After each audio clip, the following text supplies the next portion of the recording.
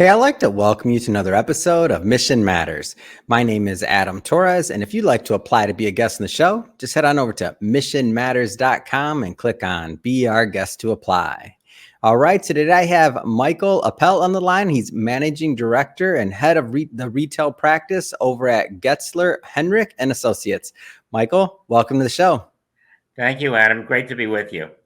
All right, Michael. So excited to get into today's topic. So driving performance and results through embracing technology for retail turnaround. And you've been working on retail turnaround for quite some time. So excited to get into that. But before we do, we'll start this episode the way that we start them all, with what we like to call our Mission Matters Minute. So, Michael, we at Mission Matters, we amplify stories for entrepreneurs, executives, and experts. That's our mission. Michael, what mission matters to you? Well, the mission that matters to me is to work with retail companies on all parts of the spectrum, from companies that want to improve performance, who are doing well, to companies that are stressed, or for companies that are up against the wall. And we have a great firm, Getzler Henrich, that has focused on helping companies across all types of industries for over 55 years to navigate the challenges of business. And I had the retail practice, and that's my focus. Yeah. What how did you get interested in restructuring initially? Like, where'd all that start for you? Okay. Well, I sort of fell into it, to tell you the truth. And I spent the first 20 years of my career as a merchant, first at Bloomingdale's for 10 years, then at a company called Fortunoff, which was the sort of a precursor to Bed Bath & Beyond. And then I was president of a company called Hofritz, which was a gift specialty retailer, a national specialty retailer that focused on cutlery and personal care. And after I left that company in the early 90s, most of the companies that were out there were experiencing some form of difficulty. So I started working with challenged retailers, or retailers that needed an interim CEO, and help them navigate through those challenges. And that's how it started. And then I had my own firm for many years. I worked for one of the premier turnaround firms called Alex Partners. And for the last 2 years, I've led the retail practice at Getzler Henrich, which is really the premier turnaround and restructuring and operational improvement firm that's focused on the middle market. So that's in a nutshell. All right. I wanna stay in those early years a bit longer, because obviously we're going to be talking about digital and some of the things that are taking place now in present day retail, turnarounds. But what were some of the challenges that people were facing, or retailers were facing, earlier in your career? Like how did all that start? Well, I mean, look, retail is always is the fastest moving industry out there, because it's closest to the consumer. So with retail is a difficult business, because you have to be good at so many things. So, and you can do everything right. And then all of a sudden you have a macro event, and you have to pivot and figure out how to get through it. So I think that's the sort of the unifying factor in that regard. In the early days, I think, when everything was done sort of manually, right? I can remember doing assortment plans and spreadsheets almost manually, and then you got to Excel, right? And when you look at the change, is that the ability to process large amounts of data, right, and come up with the right answer through technology, I think it's a game changer. And also just the ability for companies to embrace technology in running their business and turning around their business has made a huge difference. And that's something that despite the fact that I've been in business for many years, that I've always been very interested in and open to and embraced.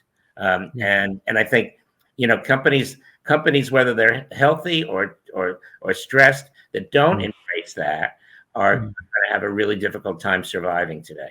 Yeah, and I love a good Excel story, Michael. Anytime I get to plug it in, because I feel like we take it for granted so much right now. But that Excel changed banking. It changed so Yeah, many industries. So I just like that you even said it. That at one point, for all of our younger audience out there, Excel didn't exist, and we had to do things manually, right?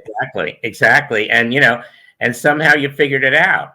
But that's because that's what was available. And Yeah. now today, if you go into a company and they're doing everything on Excel, you know that that's a problem, right? And also, the the the technology platforms that are available to retailers today, it's not very difficult for most companies to be able to implement those platforms. And so, both from a cost and time and resource perspective, it's just so much easier. And then, of course, you have the cloud as well. So you've got all these opportunities that are there. The biggest challenge very often with many of my clients is to get them to embrace change, right? Because change is for most people is very scary. I look at it exactly the opposite, which is, this is an opportunity to turn your business around, to improve your operations. It's great. And, for most of the technology solutions that are out there, most of these companies will do a proof of concept. So you're not betting the ranch, in that regard. You're able to make, to do that proof of concept, see the ROI, so that when you pull the trigger, you've got a pretty good idea what's going to work. And then the issue becomes, okay, with all of the different solutions out there, what are the ones that are really going to work for your company and have the most impact? And those are the prioritization of that is very important. So, Michael, circling back to something you said retail can be a difficult business because maybe you do everything right and then something macro happens or some other external event happens that you have no control over, and all of a sudden you have to pivot or figure out or to navigate. Other than, let's just say, COVID, because that's a very recent example, what are some other examples like throughout your career, or example that you've seen something and you're like, man, like all these businesses, like what are some things that you've seen? And COVID's an extreme example, but when you look at the financial crises, the real estate crises, the savings and loans crises, they all had an effect on the economy, right? And in most of these situations, and when you think about the Great Recession of 2008, 2009, that was a combination of real estate, the stock market, that basically, it almost turned off the spigot of people spending for a period of time, and it also affected the luxury market for the first time. So when you think about those things, all right, there's always something that comes around the corner, all right, and so you have to be able to say, okay, quickly assess the situation, what's going to happen, and what are the levers that you have to pull, right, to be able to navigate your way through to the other side. And I would say that the one thing that is always a big issue is liquidity, right? Because if you don't have the sufficient liquidity to buy you the time to navigate through these crises that could be unforeseen, then you're going to be in trouble. So, and I started as a merchant. So, I sort of went to the other side, which is, well, if you don't have sufficient liquidity, then everything else is immaterial in that regard. So you always have to focus on that piece of it as well. Yeah. Do you feel starting as a merchant helped you in being able to execute what you do now? Absolutely. I think that, it's sort of my secret sauce, because the world in which it's in your blood, right? Like it's in your blood. Well, and also, I think the issue is today with restructuring is that you can always, not always, but in a restructuring situation, you can restructure your balance sheet. But if you don't fix your business model, all right, you'll come out of Chapter 11 or restructuring, and it won't be long before you're back where you started. And I think that the ability, and when you're doing a turnaround, it's the ability, you have to work on multiple on multiple levels at the same time. Hmm. So you have to work on parallel paths.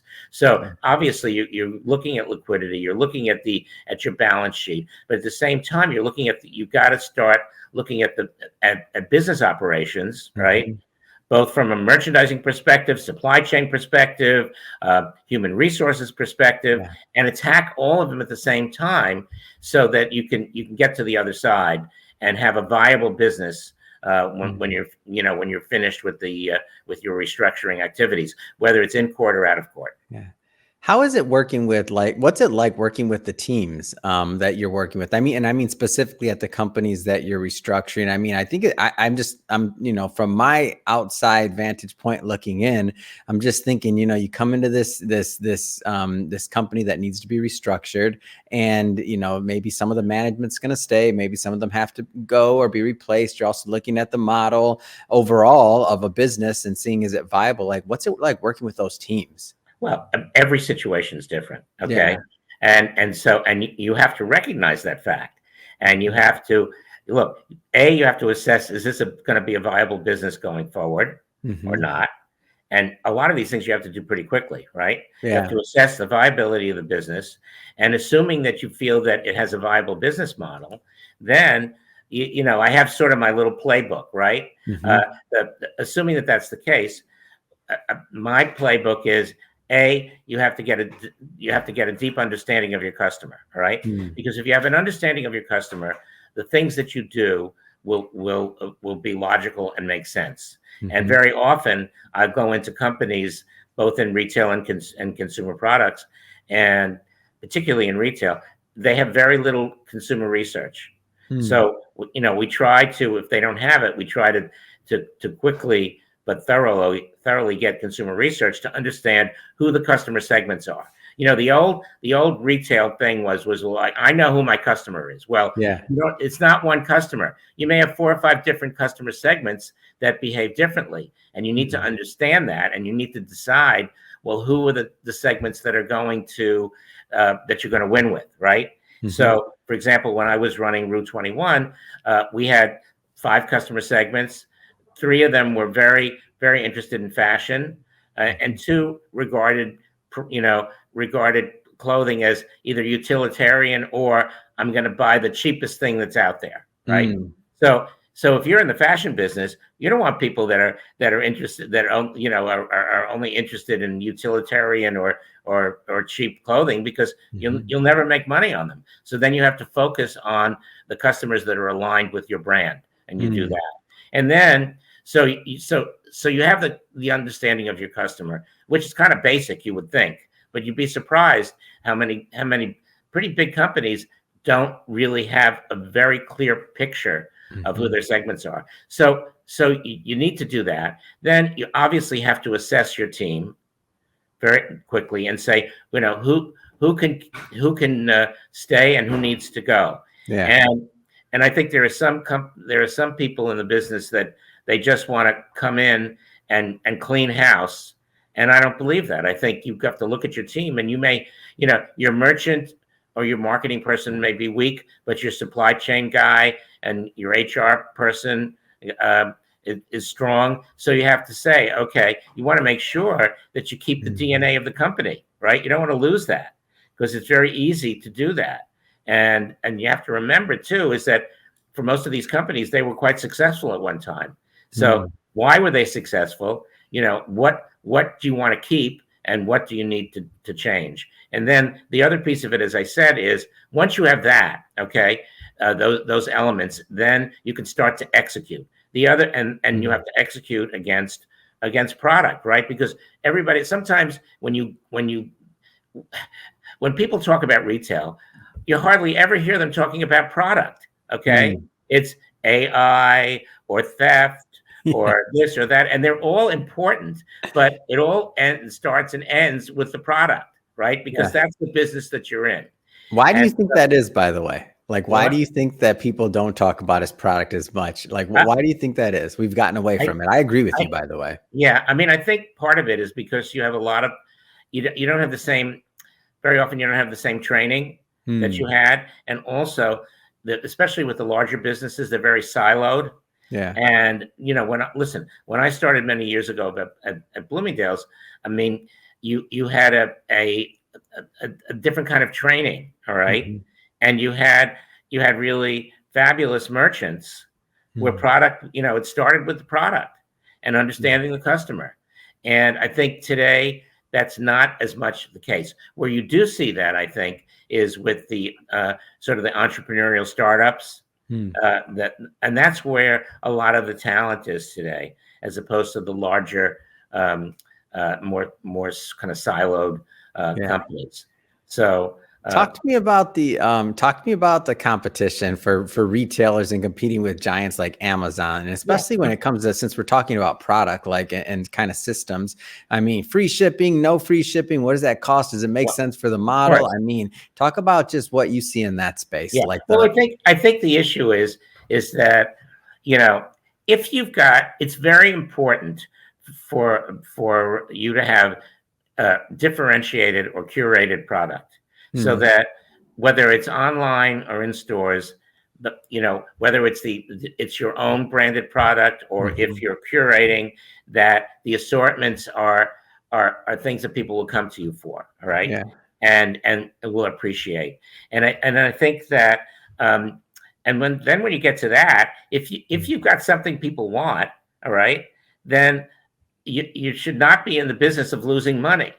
And I think the issue with Amazon, as I've always said, is that everybody equates Amazon with free shipping. Well, it's not free shipping. You spent $150 a year, right? But people forget after they paid the $150 that they think it's free. Well, it's not. All right, you've just paid a lot of the shipping up front in that regard. And for a lot of retailers, they're afraid not to offer the same level of free shipping, but it's not really free, right? And one of the things we found, and Getzler, my firm has been in the forefront of advising our clients, for at least the last 2 years, that they have to look at analytically the shipping thresholds, free returns, all those things. And we found with quite a few of our clients is that they were doing free shipping at amounts that were lower than their average sale. All right. Wow. So in some cases we just said, okay, you're doing free shipping after over $50. Your average sale is 100. I mean, you should be charging for anything under $100, or maybe even a little bit more. And that maybe changes the profitability kind of immediately. It's tremendous. Right? And then the other piece of it too is the issue of free returns. Right. And free returns are a lot more costly than people think. And the thing about it is that because when you encourage free returns, you're also encouraging people to order more than they need to. All right. And especially you see this, of course, in shoes or anything where you need to try it on or you're not sure. Zappos, that model, yeah. Yeah, well, I listen. I was at the Sourcing Journal conference in New York, and one of the top executives at Zappos sort of said, he says, my family even does it because it doesn't cost me anything to return it. On the other hand, it actually does, because not only is it the cost of processing, but also you've also spent this money on marketing, right? To make the sale. So you've lost that too. Yeah. So it's quite costly. And the other piece of it too is, and again, this is about product. Okay.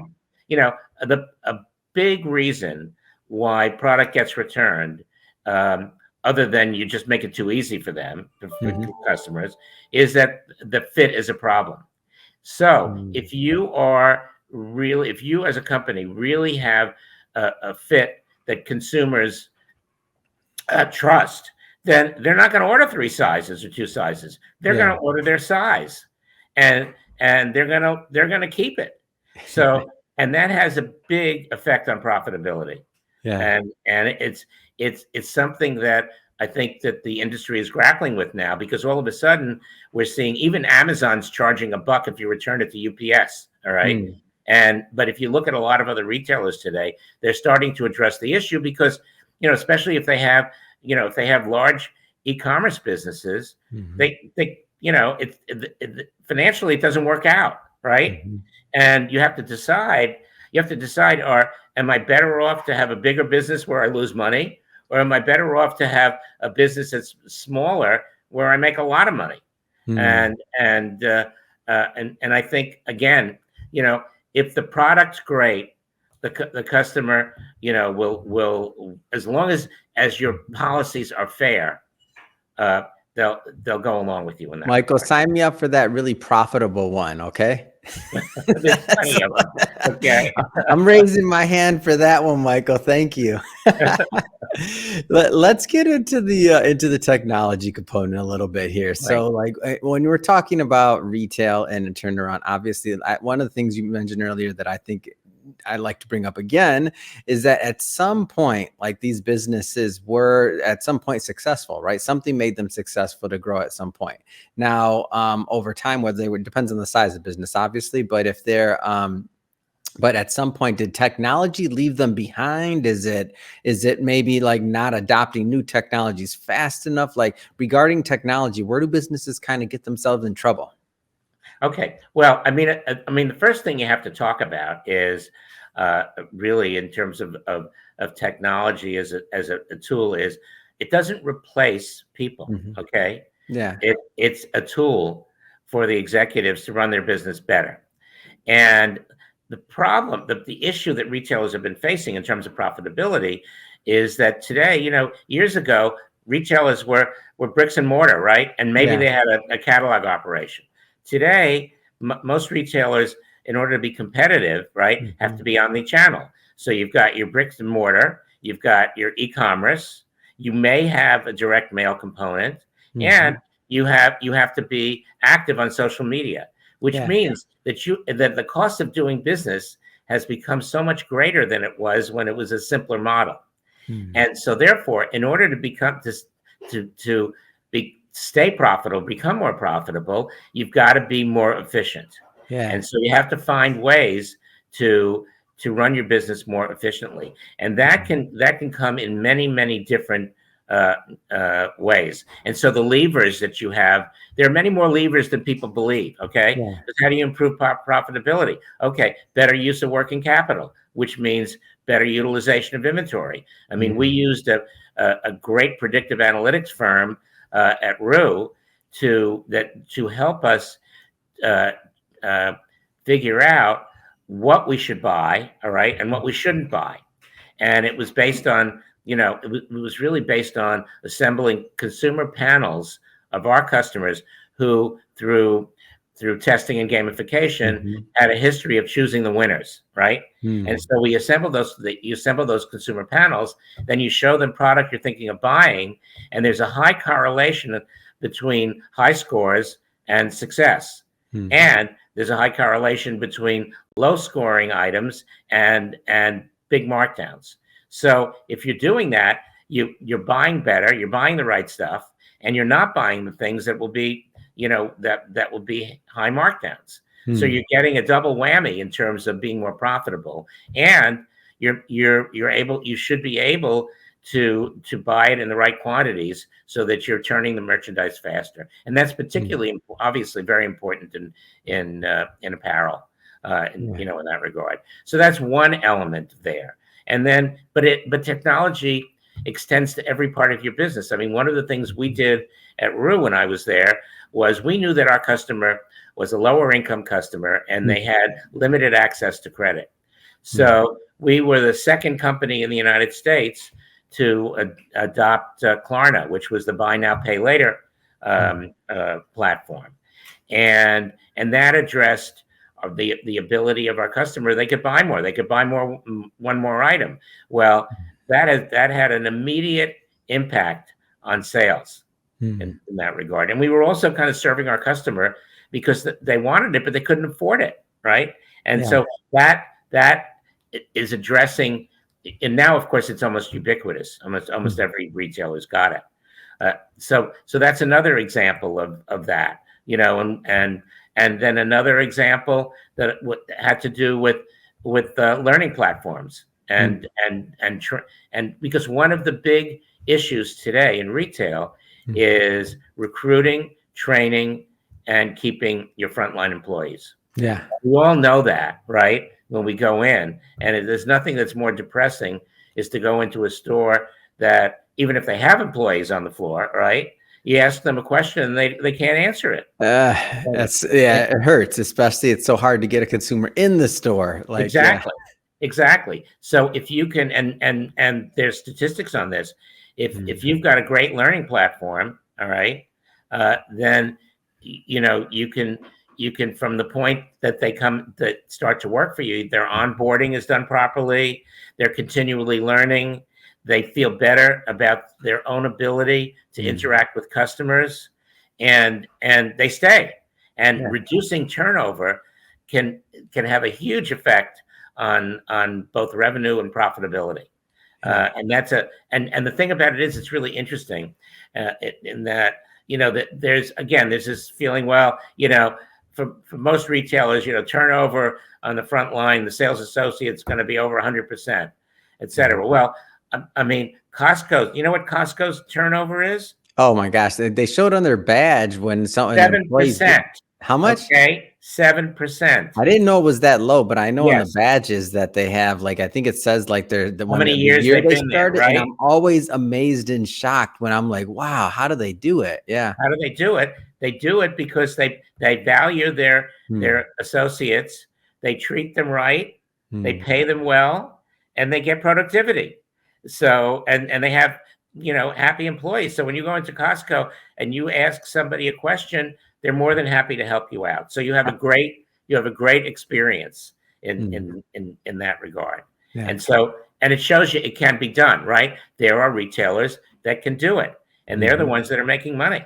Yeah. For sure. Well, Michael, I just have to say, it's been great having you on the show today to learn more about the work you're doing, of course, and also just to document. I mean, I learned a lot about retail I didn't know. It's interesting to track that journey. But that being said, I mean, what's next? What's next for you? What's next for the company? Okay. Well, for me, really, it's really to continue to serve our customers and build our retail practice, and which we're doing. And we brought on board some fabulous managing directors and associates, and we feel that we give our customers, we give our clients, all right, the same degree of personalized service and expertise that some of the larger firms out there do at a much lower price, which in the middle market is really important, because a $200 million company or a $50 million company just can't afford what a multi-billion-dollar company can do. Of course. So, and we like to work very, very closely with the management teams, so that it's a collegial, cooperative effort to get to the best answer. And so we've been pretty successful in that, and we're looking forward to growing the business and continuing to evolve with the retail and consumer products landscape. If somebody's watching this and they want to connect with you and your team, how do they do that? Two ways. You can email me directly at Appel, Mappel, at GetzlerHenrich.com, or call me directly at 917-789-3615. And we're always happy to chat. Fantastic. And so we'll put more information in the show notes, of course, on how to connect with Michael. And speaking of the audience, if this is your first time with Mission Matters and you haven't hit that subscribe button, hey, the wait is over. No need to wait anymore. Hit that subscribe button. We definitely love to have you back. It's a daily show, and we're bringing you experts each and every day. Michael, really, it has been a pleasure. Thanks so much again for coming on the show. Adam, an absolute pleasure, and look forward to staying in touch.